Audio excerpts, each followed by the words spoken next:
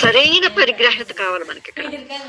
అంటే సరైన పరిశీలన, గ్రహింపు.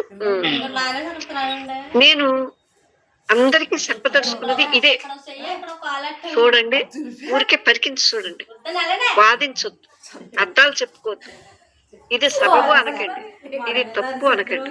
దేనికి చెందకుండా ఉన్నప్పుడు నేను ఎలా జీవించగలుగుతాను అని మీరు అనొద్దు. ఊరికి పరికించి చూడండి, కంటి చూపుని నిర్మలంగా చేసేసుకోండి. రాత నిజానికి చేస్తే ఇది ఎంత మనకి తేలిక కదా రాత. అవునమ్మా, నేను ఇక్కడ దేనికి చెంది వంటలు లేనప్పుడు ఒక జంజాటం మీలో లేదు కదా. లేదమ్మా, ఇది ఒక ఘర్షణ. నీ చూపు అత్యంత నిర్మలంగా మారిపోయింది. నీ చూపే మీకు ఒక మార్గం అయిపోయింది ఇక్కడ. అవునమ్మా, చూసారా.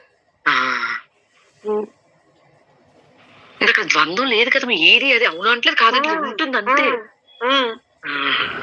మనుషులు ఏమి చేయలేరు, అది వారికి చూపడం గురించి ఇచ్చే చింత ఆయన బాధ అనమాట. మనుషులు ఏది చేయలేరు,